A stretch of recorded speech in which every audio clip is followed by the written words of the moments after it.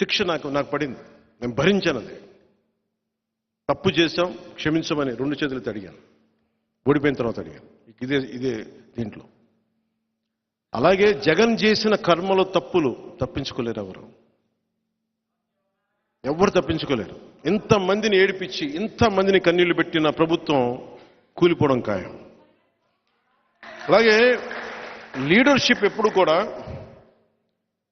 Courage, ధైర్యం చాలా అవసరం. మేము పాటించేది సమాజం నిలబడాలి, విడిపోకూడదు, కొట్టుకోకూడదు, కులాలు కలవాలని కోరుకునేవాడిని.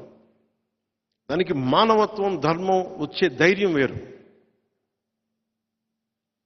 గొడవకు కూడా ధైర్యం కావాలి, జగన్కు కూడా ధైర్యం కావాలి, వైసీపీ గుండాలకు కూడా ధైర్యం కావాలి. కానీ ఆ ధైర్యానికి, జన సైనికుల ధైర్యానికి, వీర మహిళల ధైర్యానికి చాలా తేడా ఉంది.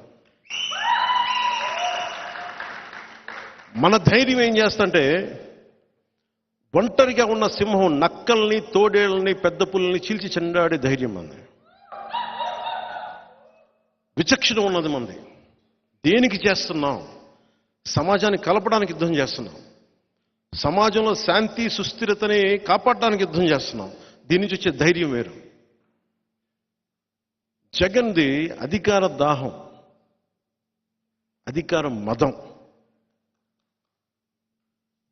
వీళ్ళకి దానికి కూడా ధైర్యం కావాలి.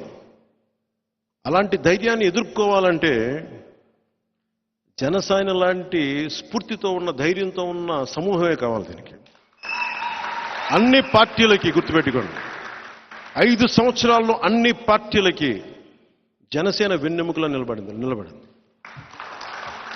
ధైర్యం ఇచ్చాం, మనం నిలబడ్డాం. దురదృష్టవశాత్తు అది మనం ఒక్కళ్ళమే దాన్ని సద్వినియోగం చేసుకుంటే ఖచ్చితంగా మనకి అలయన్స్ లేకుండా అధికారం స్థాపించే స్థాయి ఉండేది. కానీ లీడర్షిప్ చాలా త్యాగంతో కూడుకున్నది. 2 సార్లు టీలు కాఫీలు అందించేసి రోజు నా ఆఫీసులో తిరుగుతా ఎమ్మెల్యేలుగా అయిపోవాలనుకునే వ్యక్తులు చాలా కష్టం. ఇది 2009 కాదు, 2024, 2014 నుంచి స్టార్ట్ చేశాను. అలా కాఫీలు టీలు అందించి పెన్ను పేపర్లు పట్టుకొచ్చి ఎమ్మెల్యేలు అయిపోయిన మంత్రులు కూడా ఉన్నారు ఇప్పుడు వైసీపీలో. వాళ్ళని కాదు, అది అర్థం అవ్వాల్సిన వాళ్ళకి అర్థం అవుతుంది. ఎందుకు చెప్ప అలాగే నేను ఈరోజు కూడా మీకు మాట ఇస్తున్నాను. నా చుట్టూ కోటరీ కట్టలేరు. నేను ఎప్పటికప్పుడు బద్దలు కొడుతూ ఉంటాను. నేను 10 రోజులు ఇటు తిరగగానే నా చుట్టూ కోటరీ ఏర్పడిపోతుంది. తెలుసు, ఇంకెవరిని బయట వాళ్ళని రానివ్వరు. నేను మళ్ళీ అది బద్దలు కొడుతూ ఉంటాను. అందుకని పని చేసే వాళ్ళని ఖచ్చితంగా గుర్తిస్తాను నేను.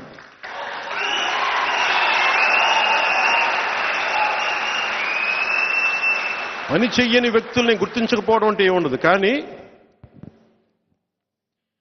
నన్ను బ్లాక్మెయిల్ చేసే వాళ్ళని మటుకు నేను అస్సలు స్పేర్ చేయను.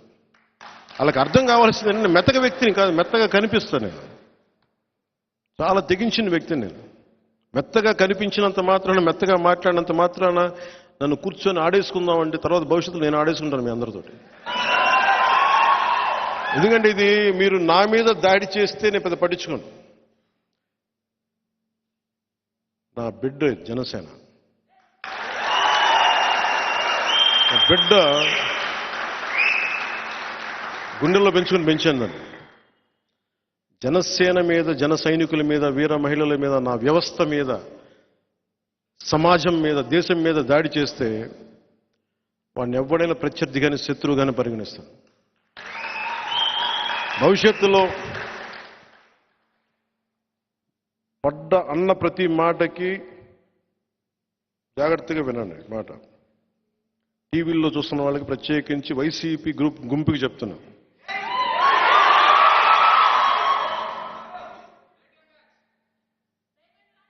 వాళ్ళ గురించి అంత మాటలు ఆలోచించండి. వాళ్ళు చాలా చిన్న మనుషులు. మీరు అనవసరంగా వాళ్ళని పెంచి పెద్ద చేస్తారు. ఈ వైసీపీకి నన్ను బద్నాం చేద్దామని ఆలోచించే ప్రతి ఒక్కరికి కూడా చెప్తున్నాను, భవిష్యత్తులో ఎవరిని వదలం. గుర్తుపెట్టుకోండి. మీరు కాళ్ళ వేళ్ల మీద పడ్డా కూడా నాకు కనికరం రాదు. గుర్తుపెట్టుకోండి. ఎవరన్నా సరే నమ్మక ద్రోహం చేశారా అస్సలు వదిలేదు. ఎందుకంటే నేను చేసేది యుద్ధం. ఇది ఎవరిని స్పేర్ చేయను. నేను చేసేది యుద్ధం. ఇది మన పార్టీలో ఉండి కోవట్లుగా వెళ్ళిపోతానంటే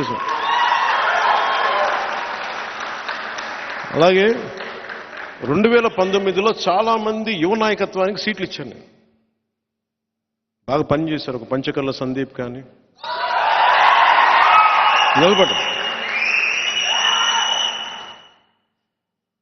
ఒక టీసీ వరుణ్ కానీ, మేము తెలియపోవచ్చు. అనంతపురం చాలా మంది యువత, ఒక చైతన్య కానీ, ఒక రామ్మోహన్ కానీ, వీళ్ళందరూ కూడా చాలా బాగా చేశారు పనులు. ఇలాంటి చాలా మంది ఉన్నారు. ఒక పోతిని మహేష్ కానీ.